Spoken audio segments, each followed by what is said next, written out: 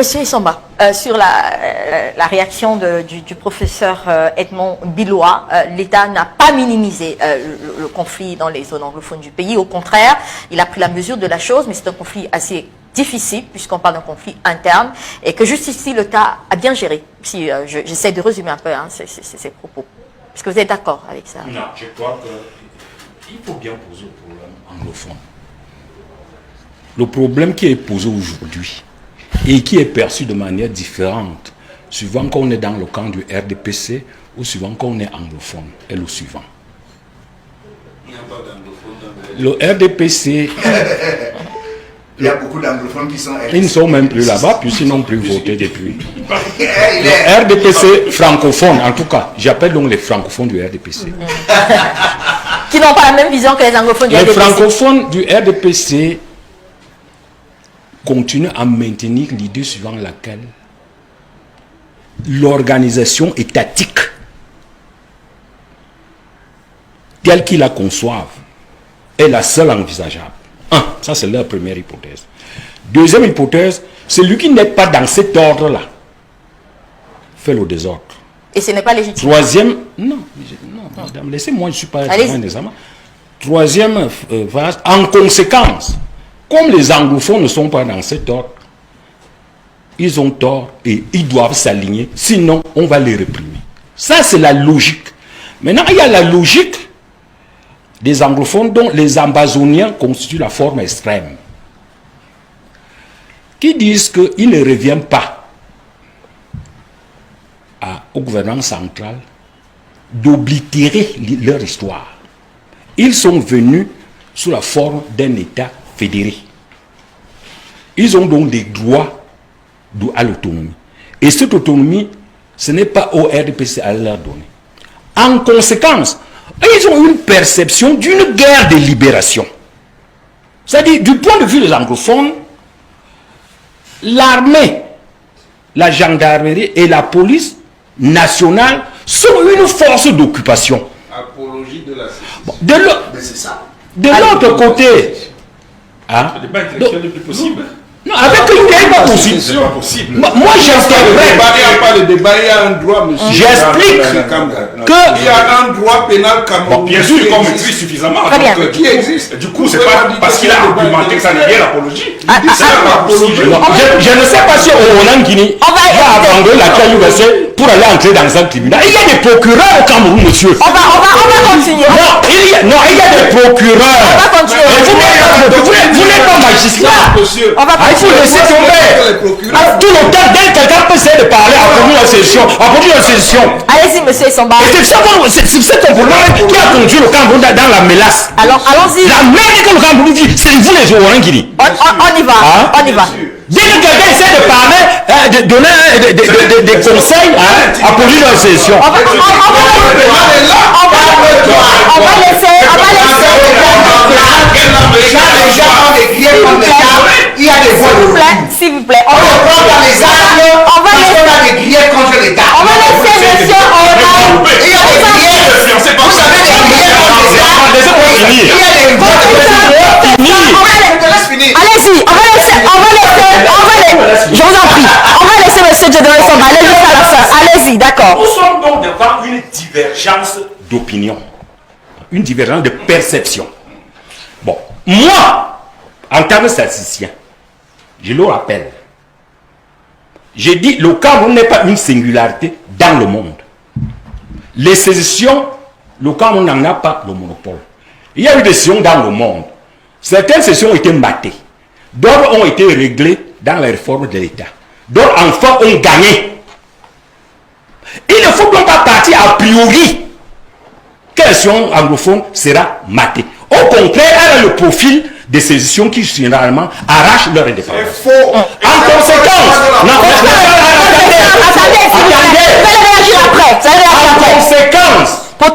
en conséquence, et ça je vais revenir à l'accident.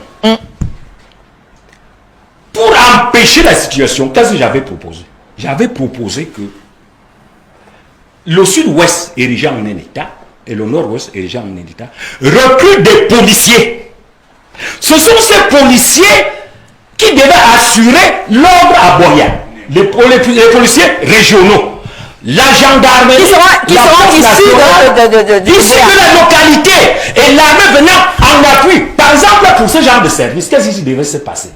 Ce n'est pas la gendarmerie recrutée sur l'ensemble du Cameroun, ni l'armée. C'est la police locale, et maintenant, il y a des unités des forces nationales qui sont là pour venir en relais. On n'aurait jamais eu ce qu'on vit aujourd'hui. Voilà la position. Et les Ouvriers Guinée ont commencé à raconter les états. Très bien, on a compris. Et maintenant, ils ne sont même plus capables. Parce que la situation, le temps joue en faveur de la sécession. Très bien. Professeur, vous voulez... Oui, allez-y. Oui. Non.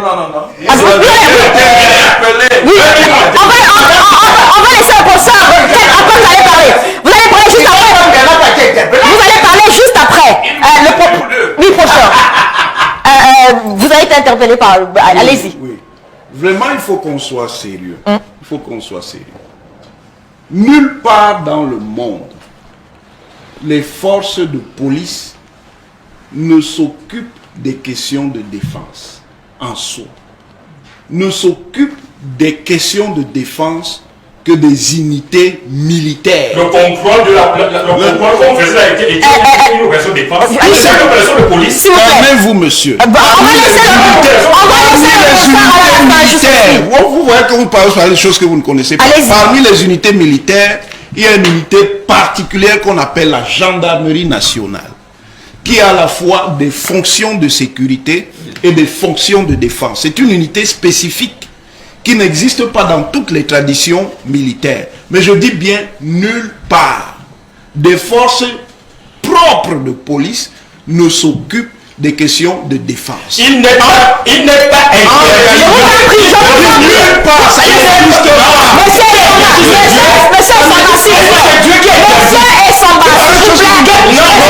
Qu'est-ce qui est interdit que la police qu'on va créer dans cet ordre-là? Même dans les États, il y a des forces intermédiaires. Comme vous. Très bien. L'homme ne sert jamais aller à la lune. On ne sert jamais assis à la lune.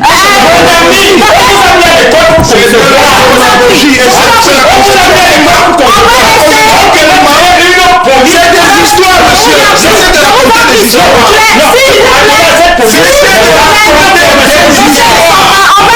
On va écouter le docteur. Il y a allez-y, docteur Elekam, s'il vous plaît, professeur, je vous en prie. Oui, docteur Elekam, vous voulez vous. Oui, allez-y. S'il vous plaît, monsieur Samba, on va écouter le docteur Elekam. Je peux ne pas parler pour les autres parties, mais je dois répondre. Oui, allez-y, parce que... qui a été deux petites choses qui ont été dites qui m'interpellaient avant d'entrer au sujet. La première, c'est l'affirmation du grand frère Edmond Bilois sur la généralisation de l'existence sur le plateau des sécessionnistes. C'est une interpellation assez sérieuse. On ne peut pas évacuer comme ça. Ça veut dire que lui, il a identifié des sécessionnistes sur le plateau et dont il a connaissance. Je n'en fais pas partie. Je suis un fédéraliste et c'est clair. J'ai des écrits comme vous, beaucoup d'écrits, qui traduisent et structurent ma pensée sur la question. Maintenant, est-ce qu'analyser froidement la situation existante qui est dans le nord-ouest et le sud-ouest m'amène à être sécessionniste ou ça c'est le débat, chacun peut se lancer en conjecture, ça c'est rien. Et c'est justement pour ça que j'ai de la peine à savoir que quand M. Essomba développe sa pensée sur la question, du coup, il est menacé d'être sécessionniste. Encore que le sécessionnisme, c'est parce qu'il a... on a renvoyé au code pénal. Je crois que l'élaboration qu'il a faite ne renvoyait pas aux éléments qualificatifs du sécessionnisme tels que définis dans le code. Non, on pourra faire une une émission là-dessus, parce que j'y ai suffisamment travaillé, Mathias. Bon, donc revenons sur la deuxième. Donc il n'y a pas de sécessionniste en ce qui me concerne. Et M. Essomba, lui aussi, je connais sa théorie. Vous faites des analyses, c'est bon. Vous analysez juste la situation. Le fédéralisme, non seulement on fait des analyses, mais il y a un ancrage idéologique par rapport à la forme de l'État qui est connu et qui est public. Le deuxième élément que je voulais évacuer avant d'arriver sur la question, c'était relatif toujours au grand frère à M. Bilois, c'est cette confusion. Et là, je ne parle pas au professeur, je parle au communicant du RDPC. Parce qu'à la réalité, c'est j'ai compris il y a une semaine ou deux, lors de cette rencontre internationale, qu'en fait c'était une position